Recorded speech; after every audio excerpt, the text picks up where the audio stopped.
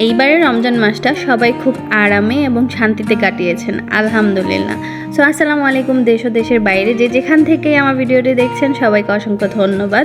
তো ভিডিও দেখে অলরেডি বুঝে গিয়েছেন যে এটা আমার ইফতারির কোনো আইটেম ছিল। হ্যাঁ, ইফতারির আইটেম ছিল। এটা একটা ঠান্ডাই ছিল যেটাকে মহব্বতে শরবত বলে। ওইটা আমি ওই দিনই প্রথম চেষ্টা করেছিলাম।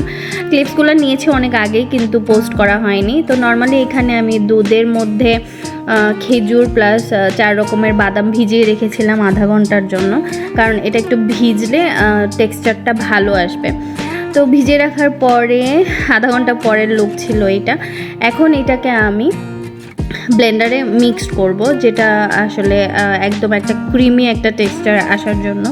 তো এই সবগুলা বাদাম তারপর হচ্ছে খেজুর একসাথে করে ব্লেন্ডারে দিয়ে দিলাম। দেন এইটা মিক্সড করার আগে এটার সাথে মিডিয়াম টেম্পারেচারের, এত বেশি গরম না এত ঠান্ডাও না, মিডিয়াম টেম্পারেচারের দুধ মিক্সড করে দিলাম। আপনি যতজনের জন্য রেডি করবেন ততটুকু মাপে। দেন ওইখানে আমি কলা অ্যাড করছিলাম, মনে হয় 2টা না 3টা, আমার খেয়াল নাই, সম্ভবত 2টা। তো আপনি আপনার প্রয়োজন মতো বা আপনার পছন্দ মতো আপনি অ্যাড করে নিতে পারেন। এক্সট্রা ফ্লেভারের জন্য আমি এখানে আরও অ্যাড করেছিলাম আইসক্রিম, যেটা অ্যাড করার পরে আসলে এই ঠান্ডাটার টেস্ট জাস্ট অসাম হয়েছিল। আমি আসলে কল্পনাও করতে পারি নাই যে প্রথমবার এটা খেতে এত টেস্টি হবে। তো এরকম আস্তে আস্তে করে আমি একটা করে ভাবছিলাম প্রথমে 2টা দিব, কিন্তু 2টা দিয়ে মিক্সড করার পরে মনে হয়েছে যে না 2টা না, এখানে আরেকটা অ্যাড করি। তো আরেকটা দেওয়ার পরে আমার মনে হয়েছে যে না আরেকটু টেক্সচারটা ভালো আসবে যদি আমি 4টা আইসক্রিমই অ্যাড করি। তো একে একে আমি 4টা আইসক্রিমই সবগুলোর সাথে অ্যাড করে দিয়েছি। দেন এটাকে মিক্সড করে এখন সার্ভ করার পালা। দেখেন টেক্সচারটা কত সুন্দর আসছে।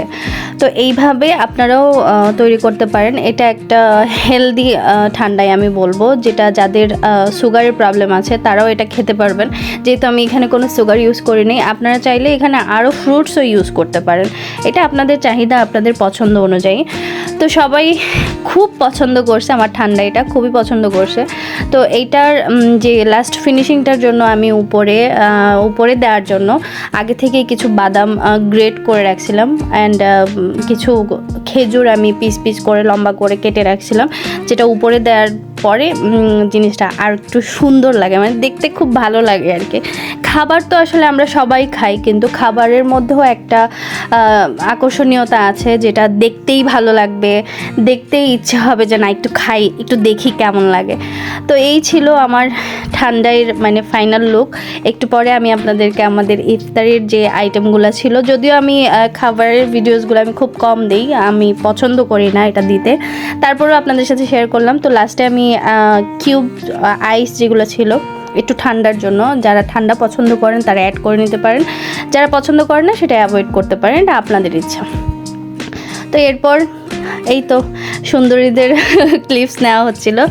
তো এই হচ্ছে আমাদের ফাইনালি ইফতারের টেবিলের যে একদম ফাইনাল যে লুকটা ছিল সেটা ছিল এইটা। তো আপনারাও কি এইভাবে ইফতার করেন বা ইফতার করেছেন? অবশ্য আমি খাবারের ভিডিওগুলো শেয়ার করি না, কারণ অনেকে এটা পছন্দ করতেও পারে নাও করতে পারে, এটা হচ্ছে যার যার ব্যক্তিগত বিষয়। বাট আমি খাবারের ভিডিওগুলো সবসময় অ্যাভয়েড করার চেষ্টা করি, কারণ অনেকে অনেকভাবে নেয়, অনেক ধরনের কথা বলে, তো কী দরকার। তো এই ছিল আমার ইফতারের টেবিলের ফাইনাল লুক।